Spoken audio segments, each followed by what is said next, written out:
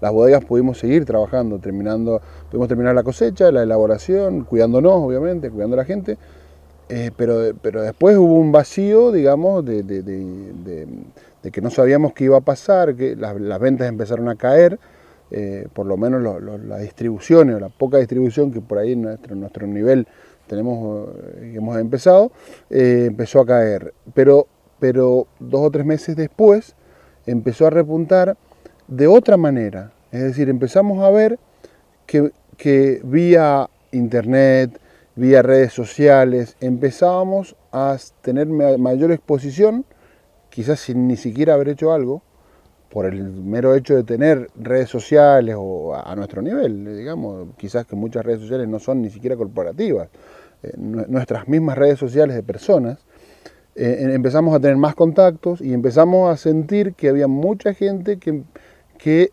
buscaba información, que se interesaba en nosotros, imagino que no solamente en nosotros. Y ese interés, muchos se transformaron en ventas, lo que fue una venta directa.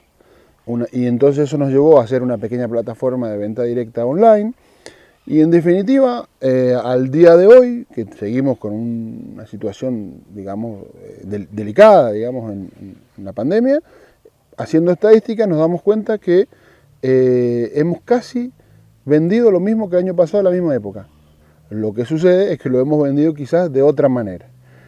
Hemos fragilizado quizás el sistema o de alguna manera el mercado cambió, porque en definitiva lo que hemos vendido, como te digo, lo mismo que el año anterior, no lo hemos hecho con nuestra distribución, sino lo hemos hecho quizás en directo. O vía algunas personas que surgieron, que nacieron dentro de este mercado de venta online, quizás probablemente gente que se quedó sin su trabajo y que inició una actividad espontánea de venta de vinos, pero en definitiva eso representó algo interesante para nosotros porque, por ejemplo, en el caso de los pagos, son pagos mucho más rápidos, entonces la disponibilidad de caja es automática, es espontánea, es rápida. Entonces, en definitiva, hemos sentido que tuvimos, digamos, una caída en el inicio de la pandemia, pero después hemos sentido una cierta mutación en el mercado y incluso, calculo, en el consumo. Es decir, gente que quizás nunca nos solicitó, empezó a solicitarnos y nos empezó a preguntar. Gente quizás más curiosa, quizás sea gente que está en su casa y que está ahí y que se pone a buscar y nos encuentra o nos busca. Por ese lado lo veo, en definitiva, y a pesar de todo, bastante positivo para la gente, porque en definitiva es la gente la que aprovecha los vinos.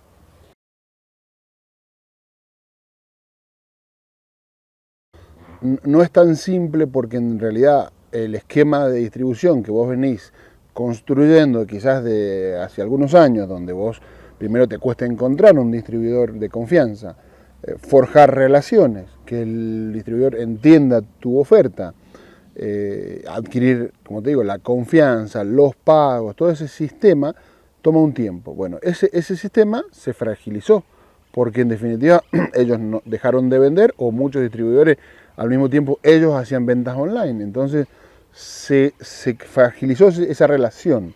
Eso es lo que yo veo un poco, se ha fragilizado esa relación de la distribución. Ahora, por otro lado, hemos tenido una tasa, un nivel de exposición mucho mayor. Es decir, estamos en contacto con una mayor cantidad de gente que vía esa distribución nosotros no la teníamos. Le podemos vender a esa gente quizás un poquito más en directo, y ahí donde nosotros nos dificulta un poco la relación de exclusividad con nuestros distribuidores, pero la realidad es que vos le explicás al distribuidor, si vos no estás vendiendo y yo necesito vender y a mí me están solicitando, bueno, hemos logrado acuerdos, es decir, bueno, logremos la venta, que es lo que hace subsistir a una empresa. Ahora, como principal característica y como dato a destacar, lo que nos pasó es que en realidad hemos logrado bajar los precios finales, que eso es lo más interesante. Es decir, que hoy el consumidor, vía una venta directa, está comprando nuestros vinos a valores inferiores a lo que lo hacía antes y nosotros estamos ganando o igual o un poco más. Entonces, en definitiva, te pone un poco, te hace pensar que la distribución es la que está sufriendo una mutación y que en definitiva está como desapareciendo o siendo absorbida por la misma crisis.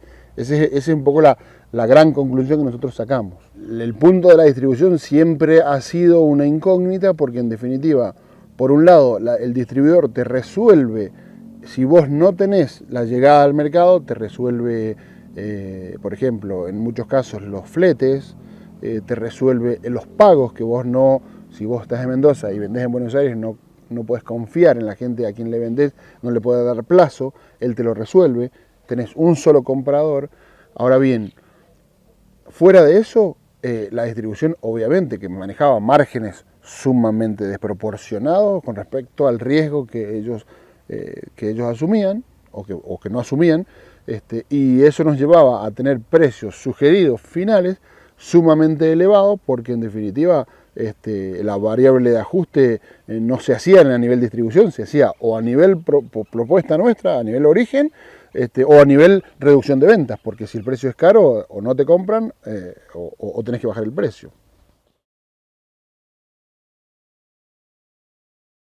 Yo desde mi esquema de producción de diferentes lugares, o por ahí yo navego entre diferentes lugares, que es lo que uno tiene que hacer para entenderlos, te das cuenta que quizás hace un año estábamos con una especie de desesperación o una agitación particular en querer transmitir lugares como rápidamente, a ver quién tenía la novedad del lugar que o era poco conocido y que sale a la luz con buena calidad.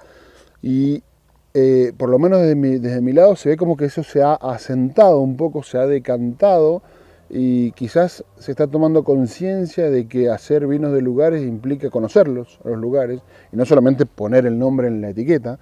Entonces no se genera una expresión de lugar con solo ponerle IG en la etiqueta. Yo creo que los practicantes, los elaboradores, los productores, hemos sentido que los lugares necesitan cierto tiempo para entenderlos. Entonces se ha decantado, se ha aplacado un poco y se ha separado. Es decir, aquellos que estaban quizás en diferentes lugares fueron eligiendo un lugar que les gustaba más y se lo fueron aferrando. Eso me parece muy interesante. En el caso particular de lo que nombrás, por ejemplo, nosotros hacemos vinos de San Rafael.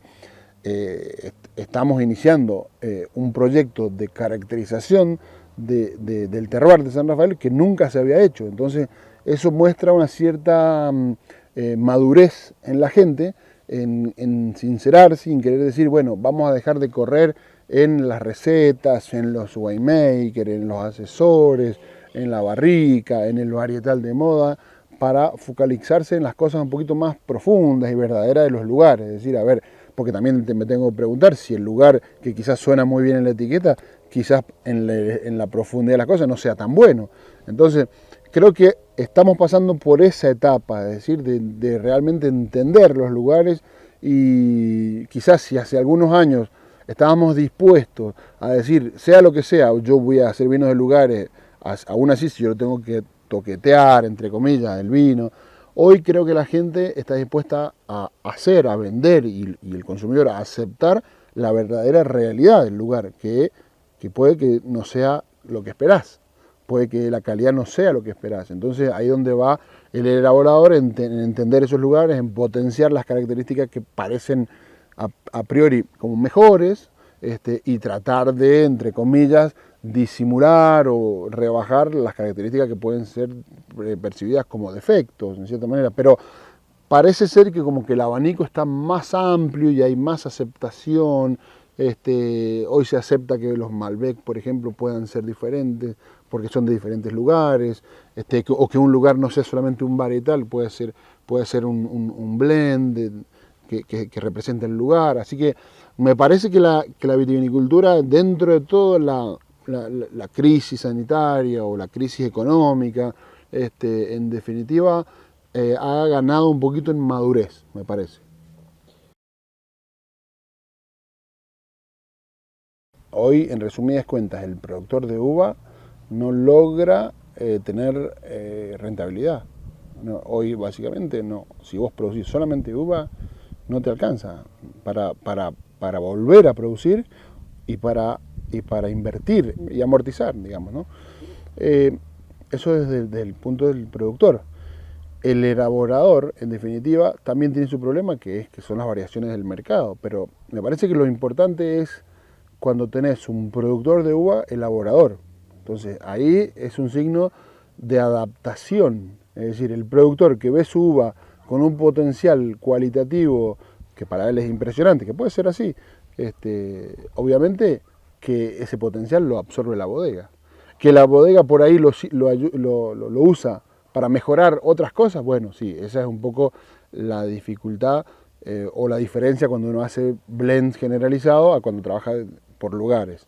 Pero creo que la cosa pasa por el productor elaborador, es decir, es el productor que deja de ser uvas, deja de pensar en uva, deja de pensar en kilos y empieza a pensar en calidad. Es una adaptación, esto es muy natural, o te adaptás o te morís. Entonces eso es un poco lo que, por lo menos nuestra experiencia, es decir, vender uva no es rentable, vender vinos implica hacerlos los vinos, asumir el riesgo y después venderlos, que también es otro riesgo, ¿no? Obviamente. Y cada etapa tiene su rentabilidad, pero hoy si vos no vendés, si no llegás al vino en botella vendido, creo que la industria no avanza. Desde que estoy casi a full time en Argentina, siempre he tenido la misma sensación, es que todo se mide por la vara de la cantidad. Entonces, hay lugares que si no rinden una cierta cantidad, no son buenos. Entonces, y se habla poco de la calidad. Pero en definitiva, es un poco el problema. Es decir, si vos no estás dispuesto a pensar en calidad, te pasa un poco lo que vos mencionás. Hay viñedos que están dimensionados para la calidad, entonces en definitiva un viñedo que está dimensionado para la calidad tiene su duración, su tiempo de duración, su vida. Hoy quizás hay muchos viñedos que por crisis económico-financieras y por querer sacar mucha cantidad están llegando a su final de vida. Muchos están abandonados, entonces en definitiva aquel que está pensando en la calidad tiene muy poco para elegir. A tal punto que hay muchas bodegas y viñedos que están reemplazando sus viñas por varietales más productivos, por clones más productivos. Entonces, en definitiva, para hacer calidad me parece que falta uva. O sea, uva de buena calidad falta.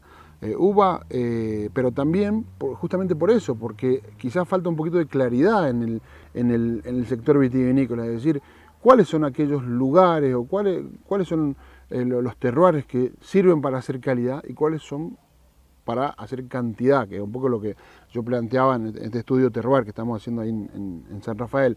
Hay zonas en Mendoza que potencialmente son muy cualitativas, pero a condición de que no sean muy cuantitativas. Y hay zonas que no le vas a pedir mucha calidad, pero sí puedes sacar mucha cantidad. Entonces, creo que esa segmentación es la que tiene que trabajar Mendoza o Argentina. Y que hoy, por ejemplo, el productor que tiene una condición de trabajo, de altura, de suelo poco fértil, pedregoso, en el cual tu cantidad es baja y tu calidad enológica es alta y que vende la uva, en definitiva no hace la diferencia con respecto a uno que hace mucha cantidad porque se la pagan al mismo precio. Entonces no se está pagando la calidad, pero al mismo tiempo no hay mucha calidad. Entonces es como un círculo vicioso. Eso es lo que a mí por ahí me asusta un poco. Es decir, en definitiva, en nuestro nivel, si no tenemos uvas propias para hacer lo que nosotros queremos, por ahí nos es muy difícil encontrar la calidad en los lugares donde trabajamos.